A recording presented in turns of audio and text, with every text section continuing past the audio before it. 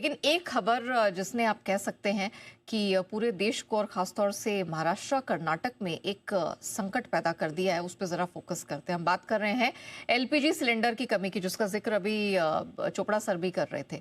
अब इससे हुआ ये कि महाराष्ट्र और कर्नाटक के रेस्टोरेंट्स को लेकर कुछ दिक्कतें पैदा होती हुई दिखाई दे रही है। क्या दिक्कत है, कितना इम्पैक्ट होगा, कितना बड़ा इसका नेगेटिव इम्पैक्ट दिख रहा है, जरा समझते हैं उसको विस्तार से जानवी से।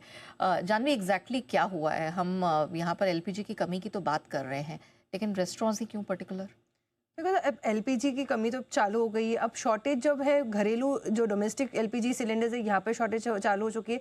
और उसके साथ अगर देखें तो जो कमर्शियल एलपीजी है यहाँ पे भी ज़्यादा जो है शॉर्टेज हो चुकी है। अब जो गवर्नमेंट का फोकस है कि डोमेस्टिक में अगर देखें तो यहाँ पर कोई ज़्यादा इम्पैक्ट ना हो, डोमेस्टिक में जितना कम इम्पैक्ट हो सके तो उतना फोकस गवर्नमेंट का डोमेस्टिक जो है एलपीजी को वहाँ पे सुरक्षित करने के लिए। और इसी के चलते हम देख रहे हैं कि कमर्शियल एलपीजीज जो है यहाँ पर सप्लाई जो है सरकार कट करती हुई दिख रही है।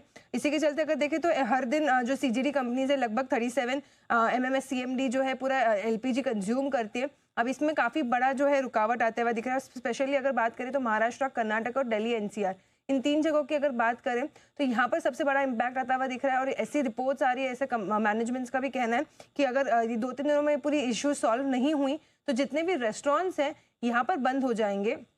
अभी तक अगर देखें तो 20% जो रेस्टोरेंट्स हैं इन एरियाज में ये ऑलरेडी बंद हो चुके हैं। बचे हुए जो पूरे 80% रेस्टोरेंट्स हैं ये आने वाले 2-3 दिन में बंद हो सकते हैं, क्योंकि जो काफ़ी सप्लाई है यहाँ पे काफ़ी दिक्कतें आती हुई दिख रही है।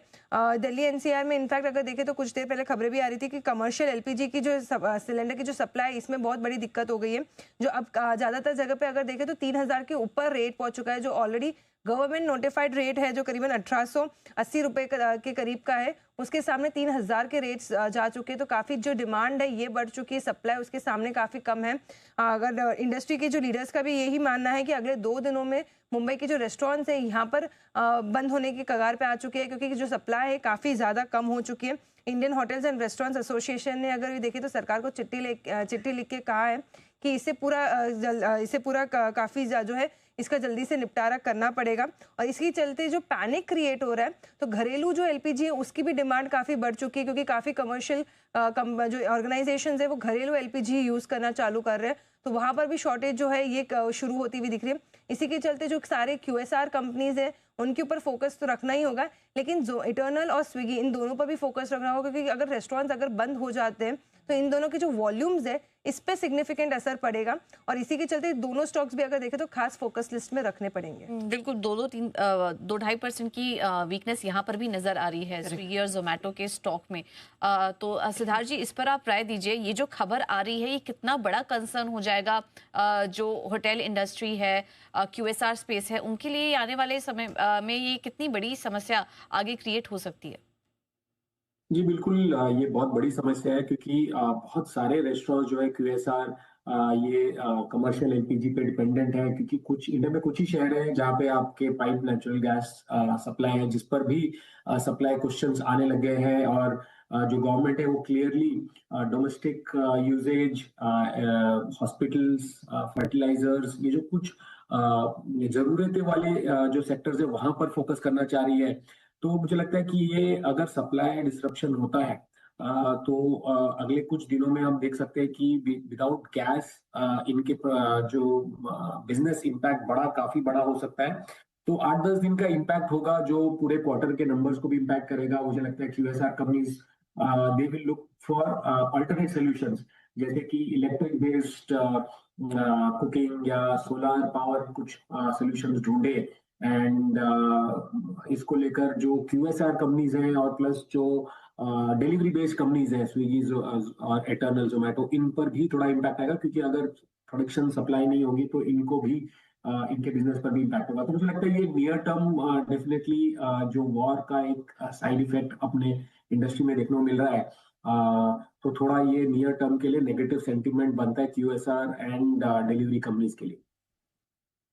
ये पता है, ये बहुत इंटरेस्टिंग चीज़ है, but it just struck me कि यहाँ पर जिस तरह से एलपीजी की कमी है, वो तो लेट्स जस्ट प्रे कि ये आगे जाके और ज़्यादा ना गहराए, but this gives a second thought. काफ़ी लोग इंडक्शन स्टोव का भी इस्तेमाल करते हैं। आज हम चर्चा भी कर रहे थे इस पे कि इस तरफ आज जा सकता है ध्यान, क्योंकि जिस तरीके से एलपीजी की शॉर्टेज होगी, इंडक्शन, क्योंकि ये पर्सनली मेरे दिमाग में भी आया कि ऐसा करना चाहिए और इंडक्शन की सेल्स से बढ़ सकती है। अगर आप इसमें देखेंगे तो टीटीके प्रेस्टीज, बजाज इलेक्ट्रिकल्स, अगर जैसे स्टॉक्स हैं, आज देखिए वहां पर तेजी बन रही है, 5-6% की तेजी वहां पर भी है। जानवी और कौन कौन सी कंपनी है इसमें, कुछ रिसर्च है आपके पास? बिल्कुल, मैंने कोई रिपोर्ट भी पढ़ रही थी, कुछ डीलर्स से बात भी हुई थी, तो उन्होंने का कहना है कि जो इंडक्शन की जो लेके जो सर्चेज है ये काफी बढ़ गई है। ओके। तो अब लोगों का ऑलरेडी इंडियंस की आदत है कि पहले से बेटर प्रिपेयर रहो, तो दे आर लाइक प्रिपेयरिंग कि इंडक्शन अगर लेना हो तो क्या उनके डीलर जो सर्चेज है ये काफी बढ़ गई है।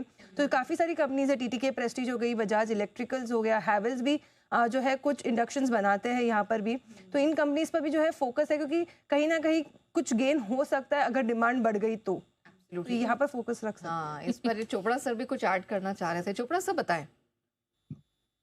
मैम, जब भी आप बड़े लेवल पे कुकिंग करते हैं तो इंडक्शन पे काम नहीं चल सकता, वो इतना हीट जनरेट ही नहीं कर पाता है। जनरली आप होटल्स को देखें या बड़े रेस्टोरेंट्स को देखें तो वहाँ पर जो जो वेसल्स हैं वो थिक बॉटम वेसल्स होते हैं, उनका जो तला होता है बहुत मोटा होता है, तो उनको गैस फायर्ड या कोल फायर्ड या वुड फायर्ड ही उसी तरीके से वो हीट पैदा हो सकती है खाना बनाने के लिए, क्योंकि उसका वॉल्यूम बहुत बड़ा होता है।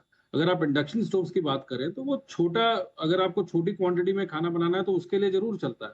हाँ, अगर आप रिटेल की बात करें, मान लीजिए कि एलपीजी सप्लाई इतनी रिस्ट्रिक्ट हो गई कि लोगों को घर घर में दिक्कत आ रही है, तो मैं मान सकता हूँ कि इंडक्शन स्टोव्स जो हैं वो काम करेंगे। मगर आप अगर कम्युनिटी किचन्स की बात करें या होटल्स की बात करें या जहाँ पर बड़े बैंक्वेट्स होते हैं जहाँ पर 1,000 लोगों का खाना बनता है, तो वो इंडक्शन पर संभव ही नहीं है, वो इतने बड़े लेवल पे हो ही नहीं सकता, क्योंकि वो जो वेसल्स हैं, जो बनाने वाले बर्तन है, वो इतने भारी होते हैं कि इंडक्शन टूट जाएगा। तो आई थिंक ये बहुत सीरियस बात है, खासकर फूड और होटल इंडस्ट्री के लिए, और ये सप्लाईज आनी बहुत जरूरी है, ये वापस आए। और एमजीएल आईजीएल ने भी काफी सप्लाईज रोक दी है। मैंने ये बात और मेंशन करी थी कि इवन जो टाइल इंडस्ट्री है वहां पे भी बहुत इफेक्ट पड़ा है। मोरबी, जहाँ पे सबसे ज्यादा टाइल्स बनती है, करीब 300 यूनिट्स अभी बंद करी हुई हैं। तो अभी कहीं ना कहीं सप्लाई गलत ना आ जाए, क्योंकि हमारे यहाँ पे कंस्ट्रक्शन चलता ही रहता है। तो ये एक सीरियस बात है। तभी मैंने कहा अभी भी जो बादल हैं वो पूरी तरीके से छटे नहीं है, तो इस वॉर को आप ये ना समझे कि इससे जो डिसरप्शंस हुए हैं वो खत्म हो गए। हालांकि अरामको वाली जो न्यूज आपने बोली वो निश्चित रूप से अच्छी है। सर, ये आपने बहुत ही वैलिड पॉइंट सजेस्ट किया कि इससे दिक्कतें आप कह सकते हैं कि रेस्टोरेंट्स की, होटल्स की कम होती नहीं दिख रही, क्यूएसआर्स भी इससे प्रभावित होंगे। लेकिन हाँ, ऑफ कोर्स रिटेल स्तर पर या फिर जो घर में अमूमन खाना पकाने के लिए जो दिक्कत आती है एलपीजी सिलेंडर के एब्सेंस से, वो काफ़ी हद तक यहाँ सॉर्ट आउट हो सकती है। और इसी कारण से हमने देखा कि जो कुछ एक नामों का हमने जिक्र किया, टीटीके प्रेस्टीज, हैवेल्स, इनमें हम देख रहे हैं जिस तरह की इंक्वायरीज बढ़ी है, खरीद बढ़ी है, उसका फायदा तो सेंटिमेंट जरूर आप कह सकते हैं इनके लिए पॉजिटिव होता हुआ नजर आया है। लेकिन